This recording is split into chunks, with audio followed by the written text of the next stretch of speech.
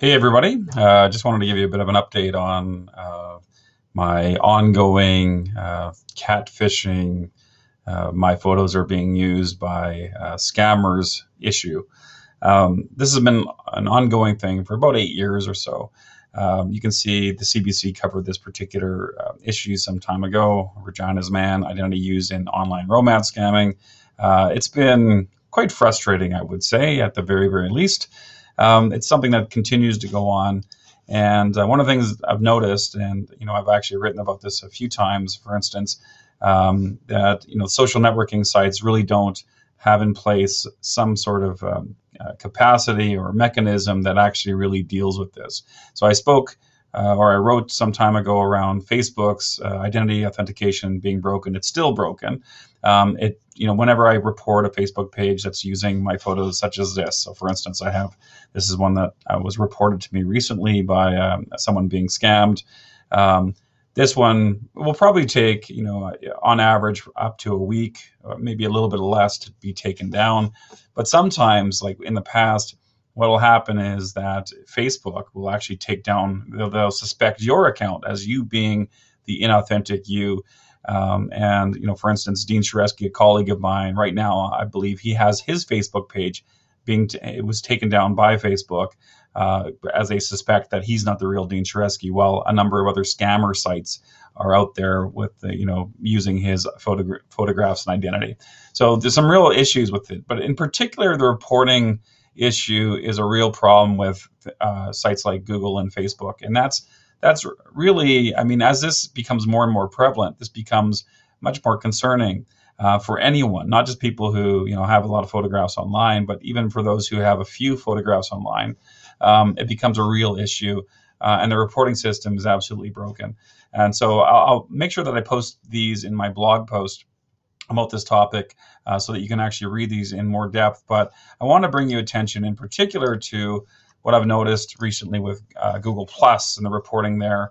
So, for instance, in Google Plus, what you can see is when I go here and I've done a Google search of myself here, when I look at any particular photograph, I'm actually I have a little, you'll notice a little camera show up. I have a little search by image Chrome extension that allows me to go right directly and search by the image. So if I click on that, what I'll find here is you'll see a number of people that, or a number of profiles that look like me, and this is a profile I use in my faculty page. So anyone with a faculty page, this could easily happen to you.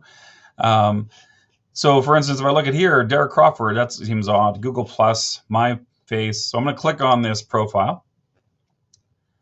And then I go here, and there's actually a Google Plus page that actually has my image. And it's got a number of views. I'm not sure how much he's using. What's interesting about this is a lot of the people that are, I'm not sure if it's the type of vocation or whatever, but a lot of the scammers typically use, like, I'm in the field of oil. Maybe that's quite lucrative. Maybe I happen to be gone for a long time. I don't have regular hours.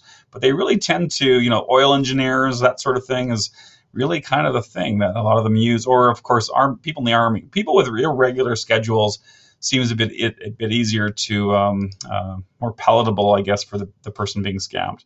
Anyway, so what I did in this particular case, and I've already done this, but I'm going to show you the process. If I try to report this, I go to report, and then I go, this profile is impersonating someone. This person is impersonating me.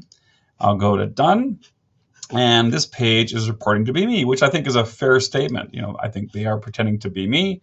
Then there's provide your email address, your legal name, and ask you for the URL that you're trying to report, which I think is a bit odd, which it should just be in this. But that's a really small technical thing. Additional information to be specific, which I've added. I added a lot of information about this particular instance that I recall. I mean, I've done this so many times that you forget what you've actually added. But I have a little text bit that I usually send forward.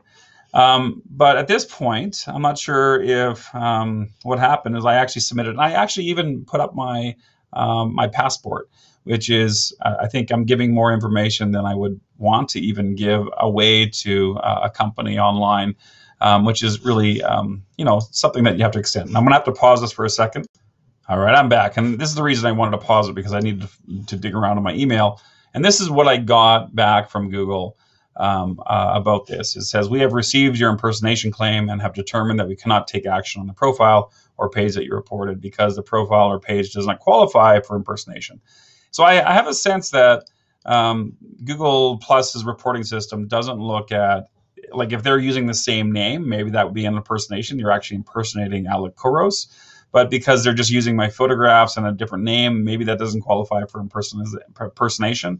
But I don't see anything in that list that allows me to properly report for a catfishing scam like this. So how do we do that? How do we fix this? How do I work with you, Google, to get this better? How do we actually make it easier for someone? And this is more and more people all the time.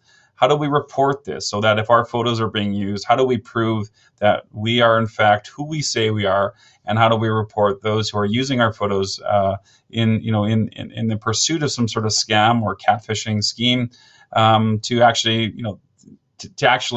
deal with this in some fair way, and a quick and easy way? Because every second, every moment that these profiles are up, that increases the likelihood that they are actually going to scam people out of money. And of course, there's the emotional response that I've seen with so many people who come and feel that they've been totally tricked and deceived and so on. So we need to fix this, and we need to fix it well. And if we really want to, think about digital citizenship and all the things, those are important. About, if you want us to continue to use these particular services, this is a really a big concern for so many of us who take on services like that. So let's fix this. Let's figure out how we can do this. And I think it starts at the very least in fixing the reporting system that we have here to really call it what it is and to allow you to report specifically for these types of scams.